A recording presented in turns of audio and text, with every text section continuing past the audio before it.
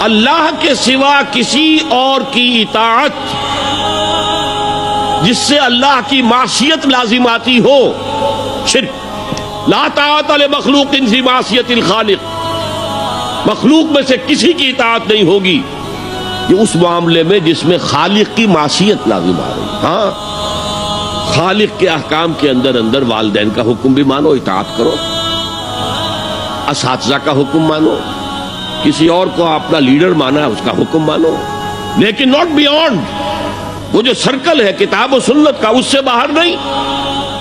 صبح کا وقت ہے، آنکھ بھی کھلی ہے، کوئی اذان کی آواز بھی کان میں آئی ہے، آپ کا نفس کہتا ہے ابھی سو جی، آپ نے اپنی چادر یا کمبل کو درست کیا اور کروٹ لیا سو گئے۔ یہ کیا ہے؟ آپ نے کس کا حکم پیچھے پھینکا اور کس کا حکم مانا؟ اللہ کے حکم کو پیچھے پھینک دیا، نفس کے حکم کو آگے رکھا۔ یہ شرک،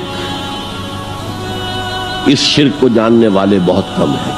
مولانا روم نے خوب کہا تھا، نفس ماں ہم کم ترس فرعون نیست لیکن ایراعون نیست، میرا نفس بھی فرعون سے کم نہیں ہے۔ فرعون نے کہا تھا نا الیس لی ملک مصر وہذہ الانہار تجری من تحتی، کیا اس ملک مصر کی حکومت میری نہیں ہے؟ اور سارا جو یہ آب پاشی کا نظام ہے، انہار کا نظام ہے، وہ میرے کنٹرول میں نہیں ہے؟ جس کا چاہوں موگا کھلا رکھوں، جس کا چاہوں بند کر دوں۔ یہ تھا خدائی کا دعویٰ، انا ربکم الاعلی۔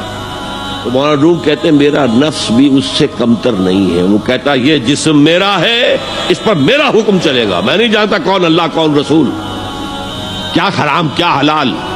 لیکن ایراعون اس کی بہت مدد تھی، فوج تھی، لاؤ لشکر تھا، تو اس نے زبان سے بھی کہہ دیا کھل کر انا ربکم الاعلی۔